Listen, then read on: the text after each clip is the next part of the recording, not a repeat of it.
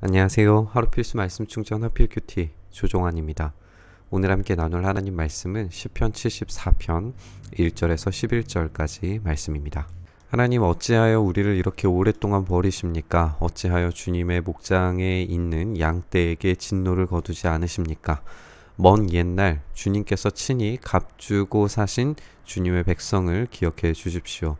주님께서 친히 속량하셔서 주님의 것으로 삼으신 이 지파를 기억해 주십시오. 주님께서 거처로 삼으신 시온산을 기억해 주십시오.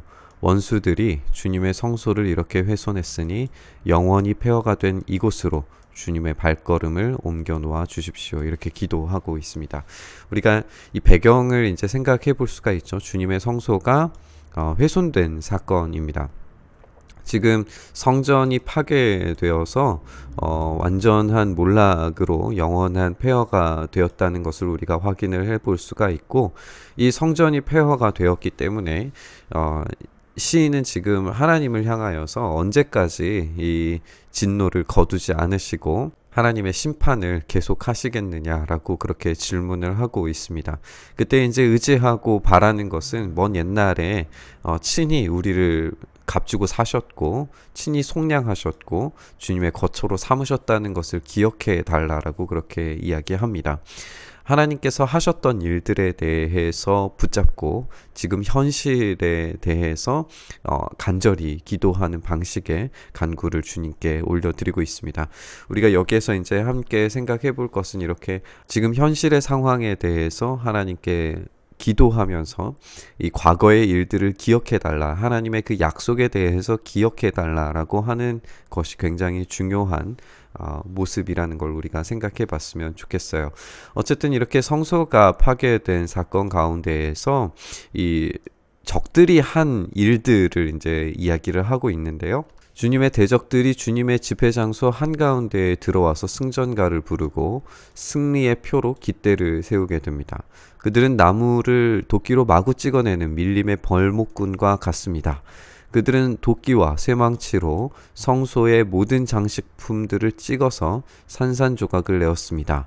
주님의 성소에 불을 질러 땅에 뒤엎고 주님의 이름을 모시는 곳을 더럽혔습니다. 라고 이렇게 이야기하면서 씨도 남기지 말고 전부 없애버리자 하고 마음먹고는 이 땅에 있는 하나님을 만나 뵙는 장소를 모두 불살라 버렸습니다. 이렇게 이 상황에 대해서, 원수들이 한 일들에 대해서 설명을 하고 있습니다. 우리가 이것을 어디에서 찾아볼 수 있는가를 생각을 해보면 아무래도 바벨론의 이 침공 때가 가장 적절해 보이죠. 이 바벨론의 침공 때에 이 성전이 완전히 무너지게 되는 것을 이스라엘 사람들이 경험을 했고, 그때 정말 절망적인 상황 가운데에서 하나님께 기도했던 것을 우리가 예레미야 애가를 통해서나 아니면은 선지자들의 글들을 통해서 우리가 확인을 해볼 수가 있죠. 이렇게 바벨론이 쳐들어왔을 때 성전이 무너진 사건, 그리고 이 묘사들을 생각을 해보면 지금 성전이 무너진 상황 가운데에서 이들이 겪고 있는 극심한 공포감, 그리고 상실감, 하나님께서 일하시지 않은 것에 대한 그런 원망의 마음들, 이런 것들이 한데 묶여져 있지 않을까 생각이 듭니다. 이때 이제 시인이 이야기하는 건 뭐냐면, 우리에게는 어떤 징표도 더 이상 보이지 않고 예언자도 더 이상 없고 우리 가운데 아무도 이 일이 얼마나 오래 갈지를 아는 사람이 없습니다 라고 표현하고 있는 거예요.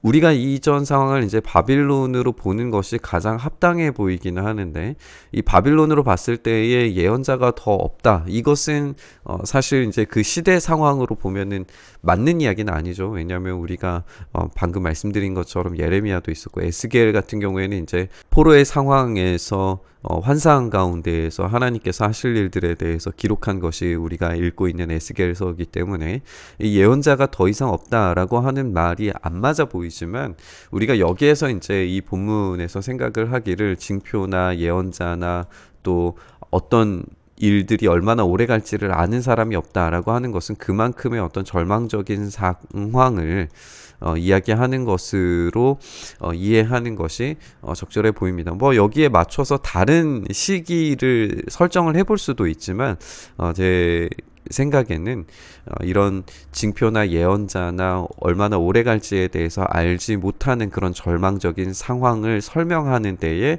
이 예언자들도 동일했다는 것을 우리가 생각을 해볼 수도 있을 것 같아요. 이스라엘은 죄를 지었고 그 죄 가운데에서 심판을 받았습니다. 그리고 이 심판의 도구로서 원수들이 성전을 완전히 무너뜨린 것을 우리가 성경에서 읽고 있는 그런 내용이죠. 성전이 심판의 대상이 되었다는 것을 우리가 알고 있는 거죠.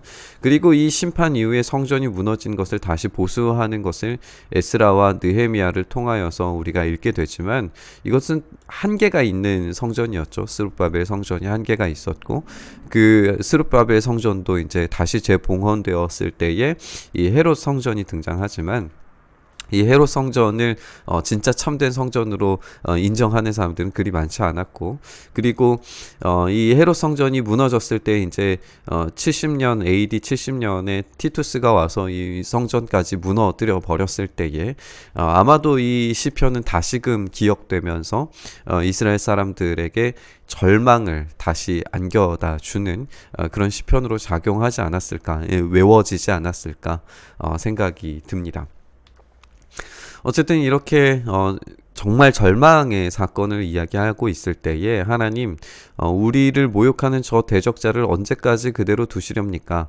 주님의 이름을 모독하는 저 원수를 언제까지 그대로 두시렵니까? 라고 하나님께 정직하게 이 지금 시대의 아픔과 고통에 대해서 적나라하게 그렇게 고백하고 있는 현실 인식을 보여주고 있습니다. 이 적나라한 현실 인식으로 정직하게 하나님께 기도하는 이런 모습이 오늘 본문의 핵심적인 포인트가 되겠죠. 하나님, 어찌하여 주님의 오른손을 거두십니까? 주님의 품에서 빼시고 그들을 멸하십시오라고 그렇게 기도하는데, 이 모습은 마치 하나님께서 그 손을 뻗기만 하시면 이 모든 문제가 해결될 텐데 팔짱을 끼고 지금 보고만 계시는 것으로 시인은 보고 있는 겁니다. 그리고 우리가 2절에서 읽었던 것처럼 이 고통받고 있는 민족이 하나님께서 속량하시고 하나님께서 값주고 사셨던 그 민족이라는 사실을 기억해 달라고 그렇게 기도하고 있는 겁니다. 우리가 오늘의 이 본문을 지금 우리의 상황에서도 함께 묵상해 볼 수 있는 것 같습니다. 팬데믹이 시작된 지 2년이 지났고 확진자는 줄어들기는커녕 사상 최고치를 계속 경신을 하고 있죠. 금방 끝나겠지 하던 일이 끝날 기미가 보이지가 않습니다. 하나님이 일하시면 순식간에 끝날 일임을 알매도 불구하고 하나님이 움직이시지 않는 것 같아서 답답한 마음을 가질 때가 한두 번이 아닙니다. 시인도 마찬가지로 이런 절망적인 현실 인식을 가지고 있었어요. 성전이 파괴된 상황을 생각을 해보고 또 민족이 포로로 끌려간 상황을 생각을 해보면 이 절체절명의 위기임을 우리가 알 수가 있습니다. 앞이 보이지 않는 어둠이죠. 그들에게는 어떤 징표도 예언자도 없어서 이 일이 얼마나 오래 갈지 모른다라고 그렇게 하나님께 호소하고 있습니다. 우리도 마찬가지로 이 일이 얼마나 오래 갈지 모른다라고 그렇게 호소하고 있지 않은지 생각을 해보게 되는 것 같아요. 그런데 오늘 우리 이 시인의 태도를 함께 주목해 보셨으면 좋겠습니다. 그는 절망적인 상황에서 하나님을 애타게 찾습니다. 그리고 애타게 찾을 때의 언어가 세련된 언어가 아니라 절박한 현실 인식을 그대로 하나님께 말하고 있는 것을 우리가 보게 됩니다. 우리도 우리의 있는 현실 그대로 하나님께 절박한 그런 인식을 두고 그대로 하나님께 기도해야 되는 것을 우리가 기억해야 됩니다. 요한계시록에 등장하는 성도들도 그렇게 기도했습니다. 우리의 눈물을 닦아주시기를 언제까지 하시렵니까? 언제 하시렵니까? 그렇게 기도하죠. 분명한 건 우리 가운데 이 일이 얼마나 오래 갈지 아는 사람이 없다 할지라도 마지막 날 주님의 품에서 그 손을 빼시는 그 순간에 반드시 그 모든 눈물을 닦아주시리라는 점은 우리가 확신 있게 알고 있습니다. 이것이 우리에게 징표로, 예언으로 사실 등장했습니다. 이 시편에서는 이 예언자도 없고 어떤 징표도 없고 언제까지 일어날지 모른다라고 그렇게 이야기했지만 우리에게는 징표와 예언이 있습니다. 바로 참된 성전이신 예수님의 죽음과 부활이 그 징표이고 예언입니다. 우리의 애타는 절박한 현실 인식은 부활 소망으로 수렴한다는 것을 우리가 알게 됩니다. 우리는 징표와 예언을 가지고 있습니다. 그 십자가로 인하여서 반드시 하나님은 부활시키실 것이라는 것을 우리가 알 수 있습니다. 언제 끝날지는 우리도 알지 못하죠. 하나님만 알고 계십니다. 그 손을 뻗으셨을 때에, 그 품에서 손을 빼내실 때에, 최종적 심판이 우리에게 있을 때에 모든 것은 끝나고 완성됩니다.